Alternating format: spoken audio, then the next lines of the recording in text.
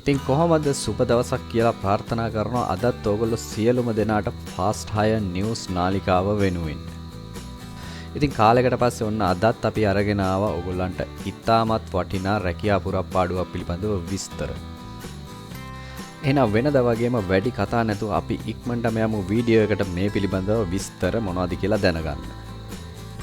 ශ්‍රී ලංකාවේ මූල්‍ය පද්ධතියේ කේන්ද්‍රස්ථානය එහෙමත් නැත්නම් ශ්‍රී ලංකා මහ බැංකුවේ තමයි මේ රැකියා පුරප්පාඩුව පවතින්නේ. මේ රැකියා පුරප්පාඩුව තමයි බැංකින් ඇසිස්ටන්ට් එහෙමත් නැත්නම් බැංකු සහායකයෙක්. ට්‍රේනීස්ලා විදිහට තමයි මේගොල්ලෝ මේ පුරප්පාඩුව සඳහා කට්ටිය බඳව ගන්නේ. එහෙනම් අපි බලමු ඕගොල්ලන්ට මේ සඳහා අයදුම් කරන්න අවශ්‍ය අධ්‍යාපන සුදුසුකම් මොනවද? ඒ වගේම කොහොමද මේකට අයදුම් කරන්නේ? එතකොට කොහොමද මේගොල්ලෝ මේ සඳහා තෝරගන්නේ? ඒ වගේම මේ සඳහා ඕගොල්ලන්ට කොපමණ වැටුපක් හම්බ වෙනවද කියන එක. හොඳයි මේගොල්ලෝ මූලික සුදුසුකම් වශයෙන් ඉල්ලන්නේ අපොස සාමාන්‍ය පෙළ සහ අපොස උසස් පෙළ විභාගයේ ප්‍රතිඵල. බලන්න ඔයාලටත් අපොස සාමාන්‍ය පෙළ විභාගයේ මෙන්න මේ ප්‍රතිඵල තියෙනවද කියලා. අපොස සාපෙළ විභාගයේ ගණිතය සහ ප්‍රධාන භාෂාව, ඒ කියන්නේ සිංහල හෝ දෙමළ ඇතුළුව අවම වශයෙන් විෂයන් 5ක් සඳහා B සාමාර්ථයන්ද ඉංග්‍රීසි භාෂාව සඳහා C සාමාර්ථයක්ද සහිතව අපොස සාමාන්‍ය පෙළ විභාගය එක්වරකදී විෂයන් 6කින් සමත්ව තිබීම. සහ අපොස උසස් පෙළ විභාගයේ ඕනෑම විෂය ධාරාවක් යටතේ ප්‍රධාන විෂයන් සඳහා සාමාන්‍ය ඉංග්‍රීසි හැර එක්වරකදී අවම වශයෙන් B සාමාර්ථයන් 3ක් සහිතව සමත් වී තිබීම. ඒ වගේම මේගොල්ලෝ මෙතන වයස සඳහන් කරලා තියෙනවා 2025 5/23 දිනට වයස අවුරුදු 18ට නොඅඩු සහ අවුරුදු 22ට නොවැඩි විය යුතුය කියලා. ඒ වගේම මේගොල්ලෝ මෙතන සඳහන් කරලා තියෙනවා ඒ අනුව 2003 5/24 සිට 2007 5/23 අතර කාලය තුල එම දින දෙකද ඇතුළත උපන් දිනය ඇති අයදුම්කරුවන්ට මෙම තනතුර සඳහා අයදුම් කරන්න සුදුසුකම් තියනවා කියලා. මේ සඳහා අයදුම්කරුවන් තෝරගන්නවා කියලා තියෙන්නේ ලිඛිත විභාගයකින් සහ සම්මුඛ පරීක්ෂණයකින්.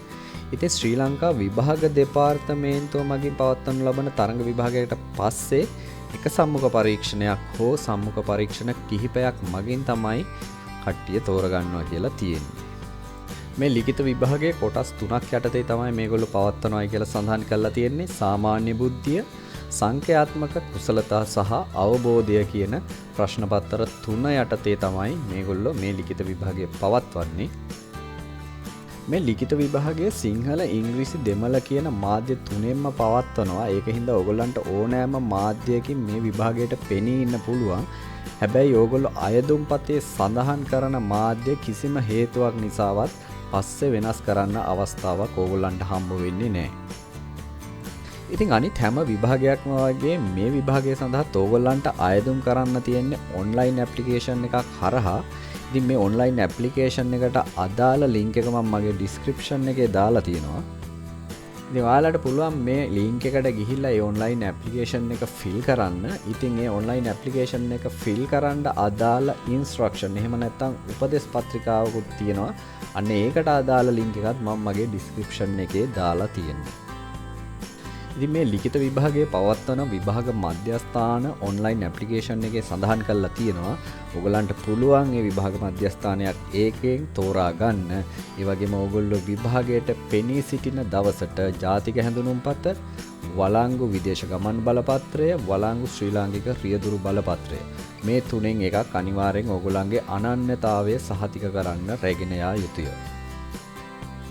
ඒ වගේ මේ සඳහා විභාග ගාස්තුව රුපියල් 600යි කියලා තමයි සඳහන් කරලා තියෙන්නේ. ඉතින් මේ විභාග ගාස්තුව ඔයගොල්ලන්ට මෙන්න මේ තිරයේ පේන ඕනෑම ක්‍රමයකට ගෙවන්න පුළුවන්. මේ තනතුරට අදාළ නියමයන් සහ කොන්දේසි කිහිපයක් මේගොල්ලෝ මෙතන පෙන්නලා දීලා තියෙනවා. මුලින්ම ඔයාලව බඳවා ගන්නේ අවුරුදු 2ක පුහුණු කාලයකට.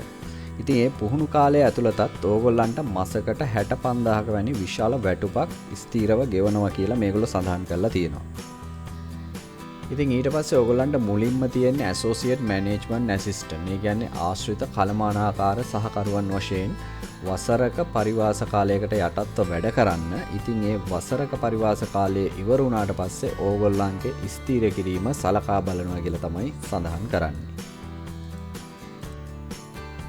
ඒ වගේම කළමනාකාර සහකාර එක පන්තිය ශ්‍රේණියේ නිලධාරීන්ට මේගොල්ලෝ සඳහන් කරලා තියෙනවා ආකර්ෂණීය වැටුප්, වාර්ෂික විශේෂ දීමනා, අර්ථ සාධක අරමුදල් හා නියුක්තකයන්ගේ බාර අරමුදල් ප්‍රතිලාභ, වෛද්‍ය ප්‍රතිලාභ, සේවක ණය පහසුකම්, විශ්‍රාම වැටුප් සහ පුහුණු අවස්ථා සඳහා හිමිකම් ලබනවා කියලා. ඒ වගේම මේ බඳවා ගන්නා සේවකයින්ට කළමනාකාරීත්වයේ උපදෙස් පරිදි ලංකාවේ ඕනෑම ප්‍රදේශයක රැකියාව කිරීමට හැකියාව තියෙන්න ඕනේ. ඉතින් මේ සඳහා අයදුම් කරන්න ඕගොල්ලන්ට තියෙන අවසාන දිනය තමයි 2025/5/23.